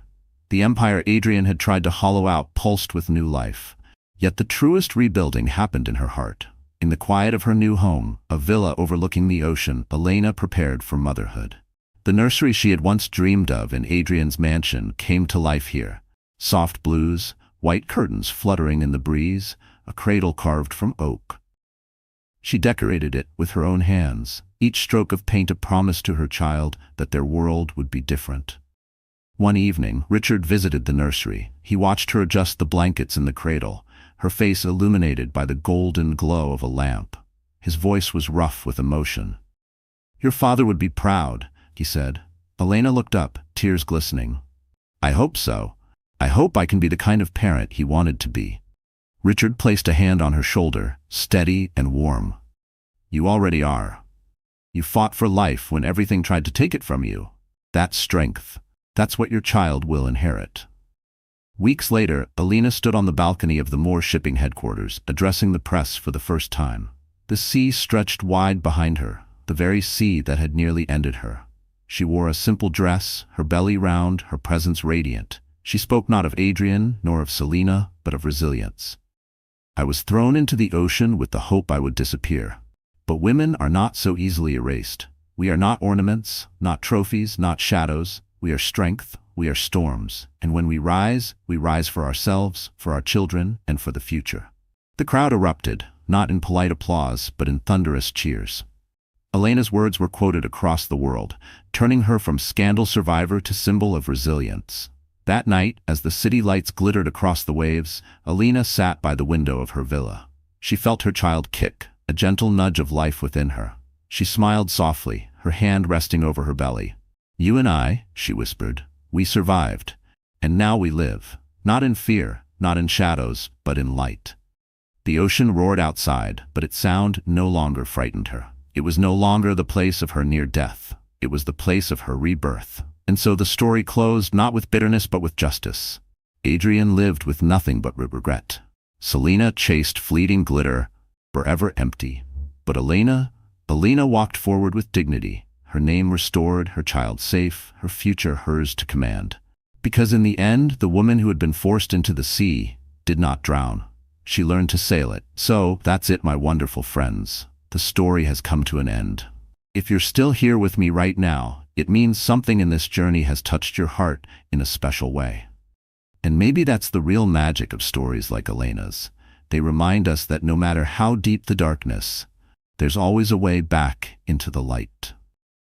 Her journey speaks to every one of us who has ever felt erased, betrayed, or pushed aside. Life may throw us into storms we never asked for, but as the Stoic philosopher Seneca once said, "Fire tests gold, and adversity tests the brave." Elena was tested in the cruelest of ways, yet she rose stronger than before, turning her pain into power. That's a lesson we can all carry. When life tries to drown you, learn not only to swim, but to sail. Maybe you've faced moments where you felt invisible, abandoned, or silenced. Let this story be a reminder. You are not defined by the hands that tried to push you down, but by your own choice to rise again. Marcus Aurelius wrote, "You have power over your mind, not outside events. Realize this, and you will find strength." Elena's strength was born the moment she chose not to give up, and so can yours. So here's what I want to leave you with. Don't be afraid of your storms. They are shaping you into someone unshakable. And if Elena's journey has touched you tonight, if you feel that fire burning a little brighter in your own chest, then I invite you, like this video, share it with someone who needs hope and subscribe to our channel. Because together we're not just telling stories, we're building a community of resilience, courage, and healing. Stay strong, stay hopeful, and remember, you are not a shadow. You are the storm.